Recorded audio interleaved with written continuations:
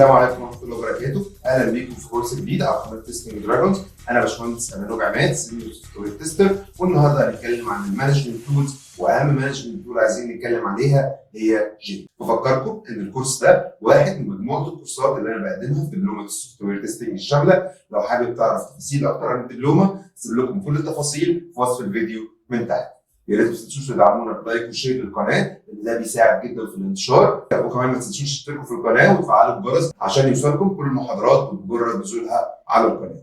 كمان لو عندكم اي استفسارات وحابين تسالوا اي اسئله يا ريت تسيبوها لنا تحت في الكومنتس، او تتواصلوا معايا على الاكونتات الشخصيه على فيسبوك ولينكد ان. هسيب لكم اللينك في وصف الفيديو من تحت. ويلا بينا نبدا كورس الجيرا.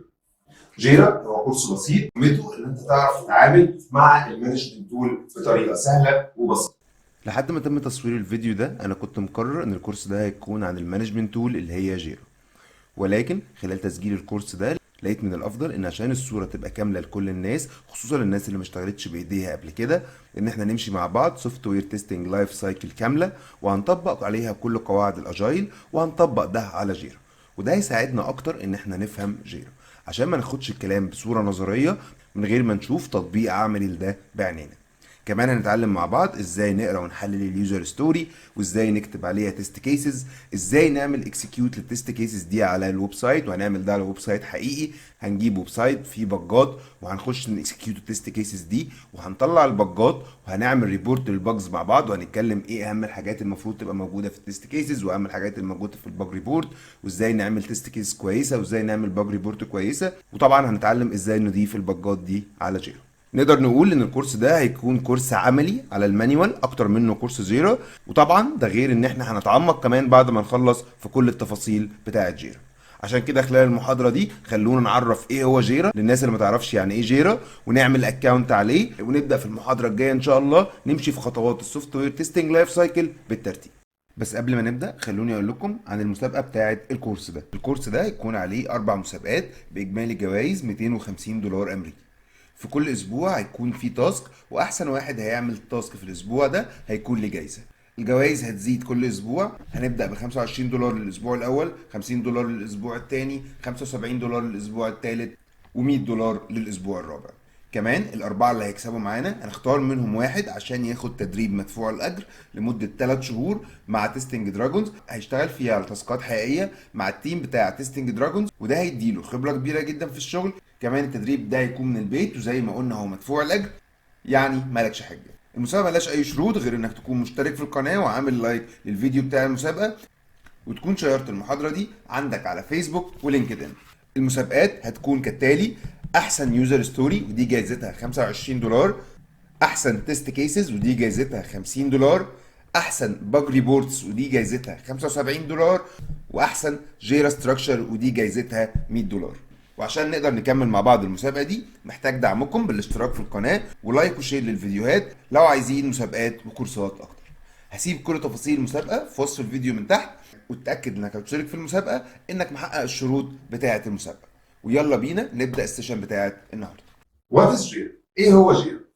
جيرا هو مانجمنت تول انا بستخدمها علشان امانج البروجكت بتاعي. جيرا مش مقتصره بس على التستنج، جيرا بستخدمها كل الاجايل تيم او كل السوفت وير تيم، سواء كان ديفلوبر، تيستر، بروجكت مانجر، بروجكت اونر، ايا كان دوره في التيم. كل الناس بيكون ليهم دور في جيرا، وكل الناس بيستخدموا جيرا. طيب انا كسوفت وير تيستر المفروض ابقى عارف ايه عن جيرا؟ انا كسوفت وير تيستر المفروض ابقى عارف الحاجات الاساسيه عن جيرا والفانكشنز الاساسيه اللي بتعملها جيرا. ده اللي احنا هنتعلمه مع بعض خلال الكورس ده ان شاء الله. ولكن الهدف الاساسي من استخدام جيرا هو ان احنا نشير الريزلت بتاعت البروجكت بتاعتنا كلها، ونعرف ستيت البروجكت بتاعنا بصوره دقيقه وواضحه، ويكون الكلام ده واضح لكل الناس في التيم. نقدر نعرف عندنا كم بج اتصلحت، كم بج شغالين عليها، كم تاسك جديده هنشتغل عليها السبرنت دي. كل الحاجات دي واكتر جيرا بتقدر تعملها.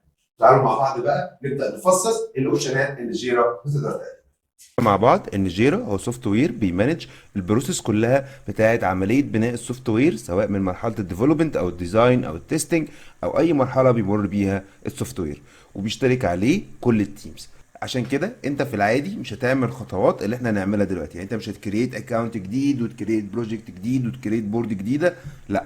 في الغالب لما تخش الشركه ان شاء الله، او لو انت شغال في شركه، فانت عارف ان في اوريدي بورد موجوده الناس شغاله عليها وانت هتخش عليها.